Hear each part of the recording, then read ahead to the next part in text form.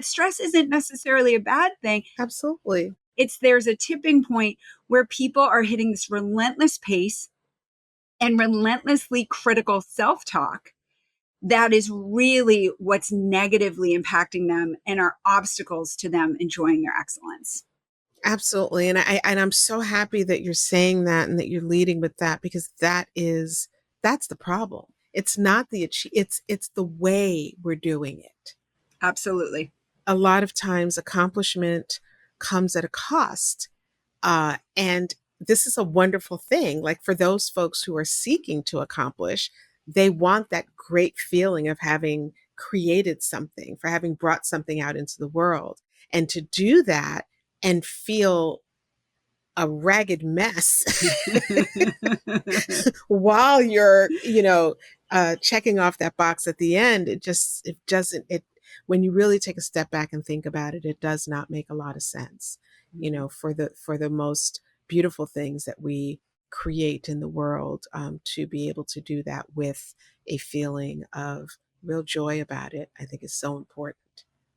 Absolutely. It's the journey is the Yeah. thing, right? And I talk to my high achievers about valuing both process and outcome. So exactly what you're saying. I think sometimes there's so much emphasis put on the outcome. So the project, the presentation, the degree, even coming out with a book, really knowing that the outcome's great, but the process is where you're living most of your life, right? Like when we summit the mountain, we're on that mountaintop for not very long, really, right? Where is most of our time spent in life?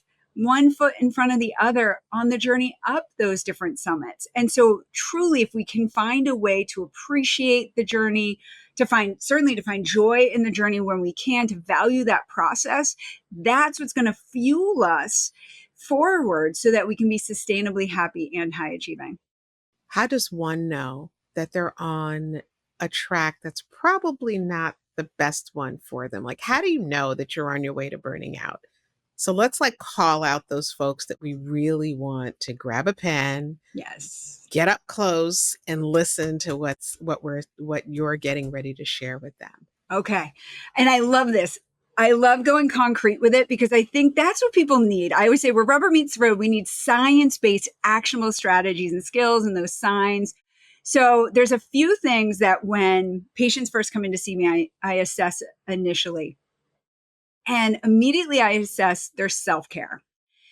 This is going to be a huge signal of how are you doing with taking care of yourself on the way to achieving your goals. But I guess it isn't. But I think it's magic Yeah. too. I think it's magic. And Yeah. if you look into the lives of many writers, often within their day, they would have a daily walk. And I Yeah. truly believe there's Yeah. something to it that really It's like it takes the helps. lid off. Yes, like it helps promote innovation, just an open-mindedness, and just having the sky above you. I just think there's something Oh, I to it. love So that. yes. So Yeah. E is for exercise. Then L of the SELF is look forward. And this one is one that sometimes surprises people, but there's really a powerful importance to planning in and doing at least one pleasant activity per week. You can always do more, I tell people, but at least one, because it provides a powerful mood boost just having something to anticipate that's pleasant, right? So just knowing, oh, I get to see my friend on Saturday, or even just doing a phone catch up on a Friday night. And, if it's Tuesday and it's a long Tuesday, but you're like, oh, but I get to talk to my friend on Friday night, or, getting your favorite takeout on a Thursday, when it's going to be busy that day. So you plan it into your schedule, commit to doing it, and then remind yourself during the week, oh, I have this thing to look forward to. Mm. And so it's double bang for your buck because you'll actually get that mood boost just by thinking about it. And it's great what it does, even just like within our brain, the pleasure center of your brain will be activated just by thinking about the pleasant activity that you're getting to do down the line in a day or two or however many days away. But if it can be at least one pleasant activity per week, that's really going to be optimal to make sure you always have something to look forward to. And then when you do the pleasant activity, you'll enjoy it then as well. So it's really an effective way to help really manage your mood, especially when you're digging into those, long-term projects or presentations or creative endeavors that take a long time. Having these little pleasant activities, kind of milestones along the way every week can be really powerful for people. So that's L. Again, at least one pleasant activity to look forward to. And then F is fuel. I think we know how important it is, right? We got to fuel our mind and body with good nutrition and hydration. We know when people are dehydrated, even just a little dehydration can really negatively impact cognitive performance. We know the foods that we eat are important for our physical and mental health and creativity, productivity. And also, I talk about fueling our mind with some quiet. Think about, right? We are inundated with so much information. We're barraged with problems to solve and places to go. So I think it's so important that we build in even just a few moments a day, right? So I use the Calm app every morning to do meditation, but there's so many great apps out there, or you can journal, or whatever it is that helps you find some quiet, just taking a few minutes outside in nature, or even a few deep breaths between meetings can make such a huge positive impact on our well-being. So when people come in to see me, I always look at that SELF.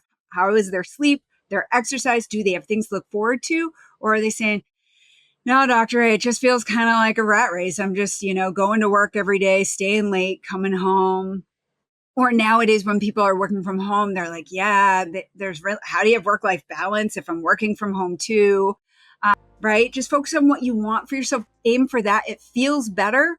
And that's usually what's going to be sustainable. And that's really what I'm working on with people, is not just like, okay, go after your big goal and then burn out right after that. Like that, we deserve to be sustainably happy and healthy and high achieving. And I talk about that in the book, in The Happy High Achiever, and talking about striving for excellence, not perfection. And this excellence equation I use, happy, healthy, and high achieving, that if we can define success in that way, if we define success as striving to be our best so that we're excellent, which means high achieving, but also acknowledging our humanity, right? Yes. That is key. So I really work on acknowledging our humanity and what that means to honor that versus just trying to be perfect, which is an unrealistic expectation that really burns people out and makes people feel badly.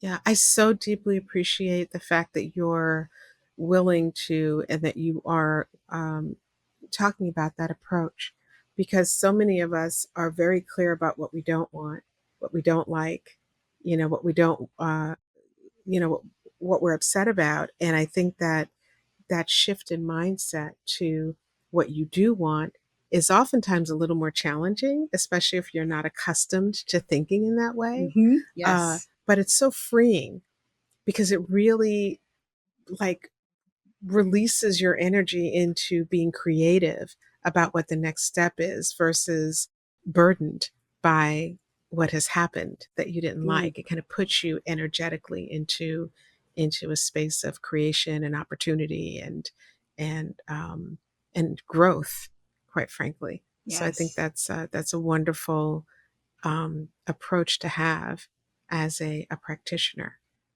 Thank you. Yes, and I talk with my patients about really what do they really really want for their lives, right? And I help them think about what are their values that they want their life to be about, right? Because I think sometimes we are almost on this what I call this conveyor belt. We're kind of taught, well, like get A's and do this and do that, and sometimes almost this erroneous kind of belief that if we do all the right things, then we'll never suffer Everything will in be life, right? perfect. Everything will go right. And I'm like, well, that is not Yeah. life. That's Yeah. just not Yeah. reality, right? And life is That's not not linear. living. That's Yeah, like that's, surviving. Yeah. yep. And it's really kowtowing to others' expectations of what you should be.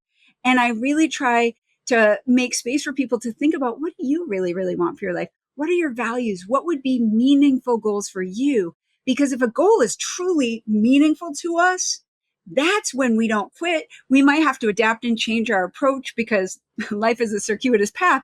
But if you're honoring what is most valuable, I really find that is what helps us stay patient and persistent and to keep going. This book I thought of, The Happy High Achiever, in 2012. Wow. So it's like I just didn't quit. It's like, I'm not quitting. I'm going to figure out a way to I'm going do to do it. this. This book is I'm going going to to make it. I'm going to do Oh, this. wow. Yeah, my goal is to help as many people as possible while I'm alive